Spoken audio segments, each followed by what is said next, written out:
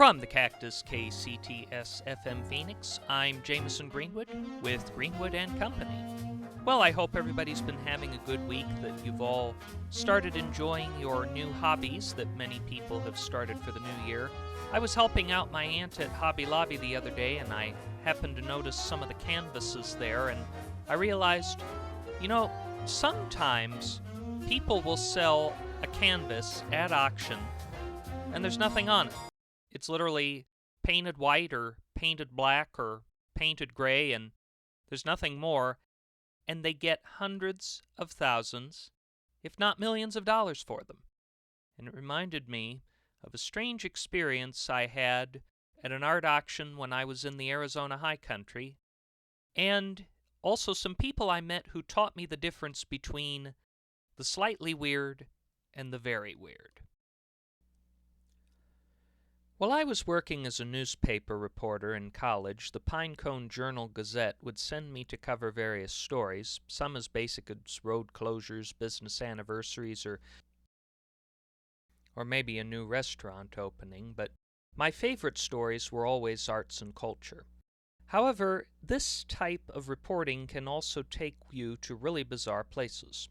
On one occasion, I covered High Country University's production of Edward Albee's Who's Afraid of Virginia Woolf, which I attended with Colton and Annabelle, whose cousin Heather was playing Honey, the wife of the visiting couple who witnessed the deterioration of George and Martha's marriage. Going to support Heather was the thing to do, and I was so in love with Annabelle that I was always up for any chance to hang out with her, but I was a bit bummed for having to miss a visit by David Sedaris elsewhere at the university that same night. Compared to Edward Albee, David's work seemed more profound, as his piercing intellect could create a plausible argument for the symbiotic relationship between gun policy and Christmas traditions. In Virginia Woolf, all Edward Albee did was force us to watch dysfunctional people for 2 hours to explain that some marriages are abysmal failures. Virginia Woolf did not give me any meaningful insights on humanity I didn't already have. Since hard-hitting stories and celebrity gossip were the interest of most others at the Journal-Gazette, it was a regular occurrence that arts and culture stories were assigned to me. When an art auction at HCU to benefit the Forestry Club came up, I was glad to accept it. For the event, I would join Garrett, a friend of Colton's from the Forestry Club, who was there to support his girlfriend Angie, an art student, both of whom I would interview for the paper. Colton, an active Forestry Club member and environmental activist, was supposed to join us too, but in a typical case of ineptitude, he spilled a bucket of dishwashing liquid in the kitchen of Brubeck's coffee shop. And when he went to clean it up, he used a bag of all-purpose flour to sop it up, but this created a toxic chemical reaction. He fainted after inhaling the fumes, and though somehow he managed to break the fall, he got second and third-degree burns on both his hands and had to go to the Aspen County Hospital for 5 days of surgeries and follow-up. Now, I was a bit upset that Colton couldn't join me, but I knew Garrett well enough that I felt we could carry on a decent conversation, but that was unimportant because I was going to have to sit, watch, and give my impressions of the auction anyhow. I met Garrett and his girlfriend Angie at the door of a local art gallery in downtown Pine Bow. After getting a few remarks from him and Angie, I asked, "Do you know if any of the artists are here? I would like to get some of their input." "Well, Angie knows a few of them," Garrett said. "I'm pretty sure Xander and Grapevine will be here," Angie added. "He paints and she's a sculptor." Spending any amount of time in a college town will always lead you to encounters with interesting characters, both good and not so good, like Xander and Grapevine. In my life, I have concluded that there are two kinds of people in this world: the slightly weird and the super weird. The only thing that distinguishes them are that the slightly weird recognize their own weirdness, allowing them to appear normal. The super weird are incapable of acknowledging their weirdness, much the way the members of a cult do not recognize that they've been brainwashed. Xander and Grapevine at first only seemed slightly weird. Xander painted abstracts in the style of Picasso with elements of Chagall and Modigliani, while Grapevine, I don't know if that was her given name or a nickname, that should have been a clue, was a glassblower and made beautiful sculptures out of terracotta clay and scrap metal. They had studied abroad in Norway and learned from the masters of modern craft, leaving them lives I envied. "We're killing 2 birds with 1 stone, Xander said. Our beautiful world needs protecting, and if we can use artwork to preserve it, added Grapevine, we're, She was at a loss for words. Making a difference? Xander chimed in. That's it, Grapevine said. Making a difference. She then showed us her piece, a lime-green pine cone blown from glass with a terracotta vase made to look like tree bark. I couldn't afford its $600 price tag, but it still would have been worth it. I've got something too, Xander added. He took us to a gouache he'd painted of the Grand Canyon, a beautiful purple sunset behind it reflected in the stream of water at the bottom, less expensive at $350, but perfect for the home of any Arizona resident. The Grand Canyon's his happy place, said Grapevine, leaning on his shoulder. Not as happy as when you're there with me, Xander added. Most of the following conversation seemed innocuous, with any weirdness nothing more than slight. However, Xander and Grapevine soon mentioned that while they were on a beach near Oslo, they met some mermaids. Then they had purchased cell phones for the mermaids, and were continuing to correspond with the mermaids via Instagram. Now, I wish Ariel were as real as any boy who had his first childhood crush on her, but there was no way in my mind that any of this was plausible. As the evening continued, I detected Xander and Grapevine both smelled as though they had been smoking marijuana, and the photos that Grapevine showed me of the various bongs she had designed with her glass-blowing skills confirmed my suspicions. I'm sorry to tell you that these things weren't the strangest ones that I observed that evening, and I'm also sorry to tell you that we have to take a short break, but hopefully you'll get a few more laughs when we come back, and you'll maybe get reassured if you're weirded out too much already. You're listening to Greenwood and Company on KCTS.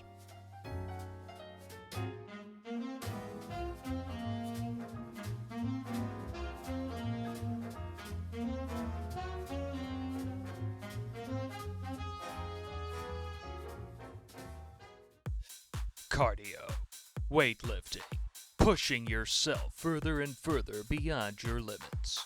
If this is why you work out, Arnold Club Fitness Center is not the gym for you. But if you're looking for that special someone who just might be on the rowing machine or 2 treadmills down, look no further than Arnold Club Fitness Center. Come in with a goal to burn fat, leave with your heart in spasms over that girl you just met. Come in to increase heart rate, leave with a Friday night date. Lift 300 pounds, spend $300 on the down payment for an engagement ring. Arnold Club Fitness Center, the perfect gym for love-starved individuals with ill-conceived, short-term fitness goals, as little as $15 a month. 7 valley-wide locations. Consult a physician, cognitive behavioral therapist, or a psychic prior to signing up. And welcome back. You are listening to Greenwood and Company on the Cactus, KCTS. So let's step away from Xander and Grapevine, and I'll tell you about some more of the art that was up for sale at this auction. Once I spoke to Xander and Grapevine about their endeavors, I took some time to both make observations about the works for sale and also to recover from the weirdness I had experienced with them. Most of the works on auction were oil or acrylics on canvas or gouaches on paper, and some of them, such as a gouache of coyotes among the mountains and saguaros of the Sonoran Desert, were intricately done, with incredible texture on the fur of the coyotes, pleats on the cactus, and the forced perspective which resembled a photograph taken on a high-resolution camera from another galaxy. It was almost surreal but beautiful, and I was surprised by its modest price of $15 for such a painstaking art piece. The next painting I looked at was far simpler, a circular scarlet canvas that had 3 spots dabbed into it by paper towels that were soaked in dog pee. It looked more like a petri dish, stolen from the biology building at HCU, than blown up using some sort of resizing ray from a honey eye film. The painting didn't have much to it, yet its price had been affected by the resizing ray, as it started out as $1,000. Over the course of reviewing the other works of art, I noticed another similar dichotomy. All paintings that presented a subject that one could recognize and relate to had garage sale prices, while the abstract and appalling were hyperinflated, like the dog piss petri dish. Another painting, a collection of disjointed brush strokes in shades of permanent red, lemon yellow, and cobalt, was starting at $2,000, even though they were painted by an artist who stuck the brushes between his butt cheeks, then covered the canvas according to what he saw reflected in a mirror. I met up with Garrett, Angie, Xander, and Grapevine, and we took our seats for the auction. The first item was the butt cheek scribble painting, which wound up selling for $4,000. Xander's Canyon gouache sold for $1,500, while Grapevine's pine cone yielded $2,700. A swell sum of money, but if you partake in the drugs I think they do, it probably doesn't go very far. The auction was 2 days, and after the first day, the Forestry Club managed to raise $10,600. The gallery closed around 9:30, and the auction would continue the next night starting at 7. None of the auction offerings, even the bargains, yielded any affordability on my almost non-existent college student salary. I did put a $50 bid in on a blank white canvas, which I realized was a good deal, but once the bid got up to $100, I gave up. What the gallery owners did not know was, apparently, the pilot light for the gas heater in their basement got extinguished. Thus, a gas leak ensued and triggered the carbon monoxide monitor. Now, this particular monitor was linked to the fire sprinklers, which were triggered to put out a non-existent fire, destroying many of the gouaches, oil paintings, and a set of 3 papier-mâché raven sculptures in their efforts toward saving non-present human lives. Some artists, such as the one behind the scarlet dog piss bacteria culture, pulled their pieces out, but some of the gouaches and oil paintings were quadrupled in price, their damage somehow skyrocketing their value. The price of one papier-mâché sculpture, which had been the Leaning Tower of Pisa but now looked like a Play-Doh lighthouse destroyed in a hurricane, ended up fetching almost $1,700, even though it was marked down to a starting bid of $100 from the original bid of $200. Colton got out of the hospital soon after, but he wore protective welding gloves for a while out of concern he might accidentally spill the dishwashing liquid. One afternoon, Colton was rearranging the shelves of merchandise just beyond the Brubeck's door, with his wheeled mop bucket parked just beside it. This didn't seem out of the ordinary, as even though Brubeck's was kept clean, dust will always accumulate, and noticing an accumulation on some of the jazz instrument sculptures for sale, he set the cart aside to dust them off. "Wow, that's light," Colton thought. "Seems pretty dark out to me," I commented, looking up from my Brown Gibson journal where I was writing poetry. "My watch says it's 6:45. "Not that kind of light," Colton said. "I mean the sculpture. I thought it was clay or plaster, but—" He shook it in his hand. "Looks like it's papier-mâché. It looks strangely familiar to me. Do you know who made it?" I asked him. "A motto from Forestry Club." I looked at the papier-mâché bass violin that Colton was holding. Though it was completely different from the Audubon nature of the other sculptures I'd seen at auction, it had to be the same artist. "You want to get a closer look at it?" Colton asked. "Whoa!" Colton slipped on the Brubeck's concrete floor, his welding gloves interfering with his grip, the bass violin slipping out of his hand. Colton broke his fall, but the sculpture wasn't very lucky. It fell in the mop bucket standing idle. However, the sculpture did not simply sink and melt. The soapy water began to boil, and the sculpture didn't just melt, it was vaporized, turning the water a strange orange color. It was then I realized how caustic this soap was that Colton had used. In that moment, I was really glad he had worn those welding gloves. "Think we'll get a less caustic cleaning solution the next time we order it," Colton said. "I guess that base is ruined." With his welding gloves still on, Colton went to dump out the mop bucket and replace the dishwashing liquid. Now, I was kinda sad to see what had happened to that poor bass violin, but after what I had seen at the art auction, I was honestly afraid some art dealer would come in and try to take that caustic dishwashing liquid with the remains of an actual work of art in it and sell it all as a genuine work of art for, I don't know, probably at least 6 figures. And of course, they probably would keep all the money for themselves, all for a stupid mop bucket that destroyed an actual worth of art that could have been worth 6 or more figures. You are listening to Greenwood and Company on KCTS.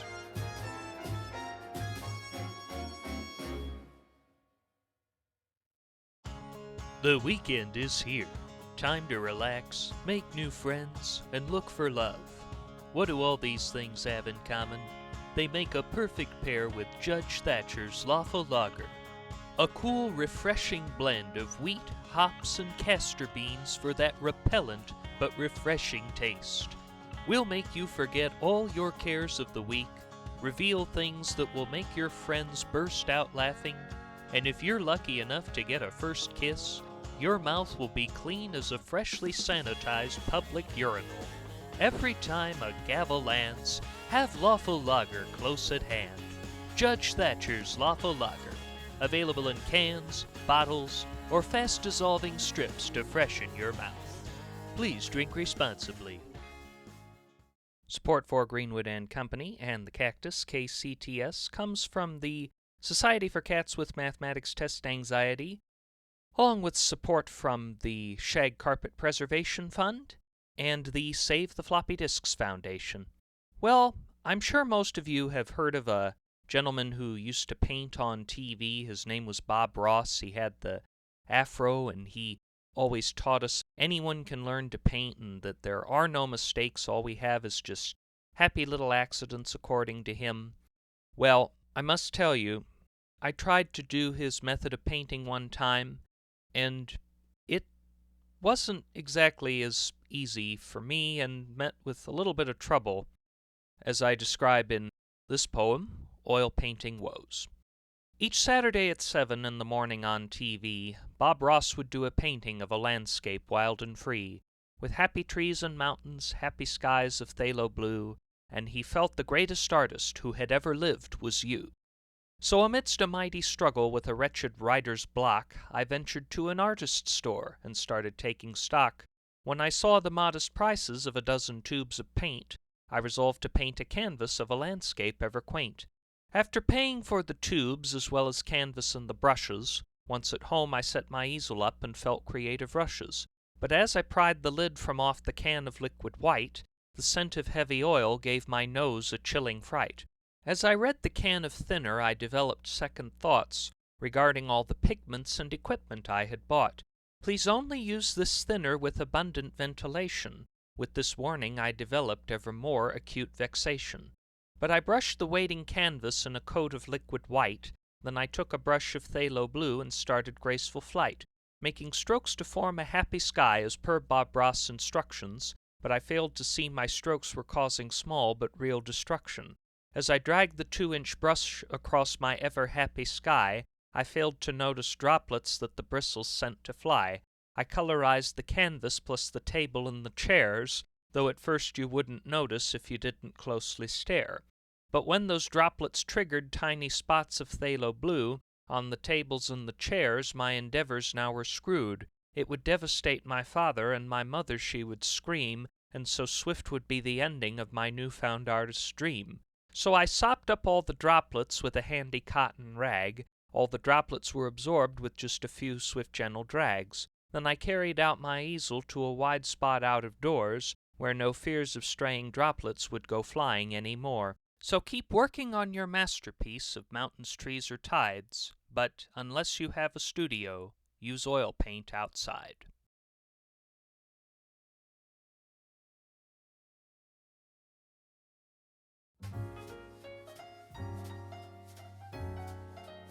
That brings an end to this week's Greenwood and Company. Our show was created and hosted by yours truly and was written by him along with James Salison and Minnesota Martinez.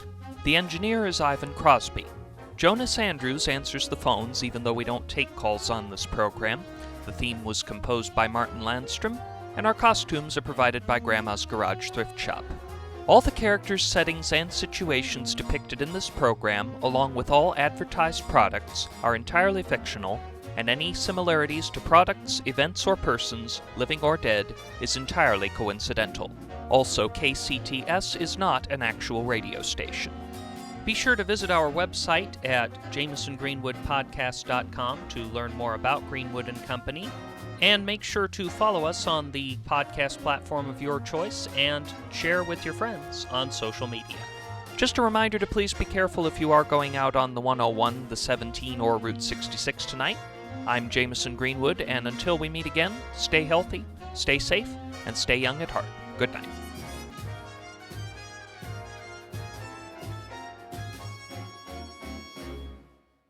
This is KCTS FM Phoenix. Stay tuned for Lacking in Substance.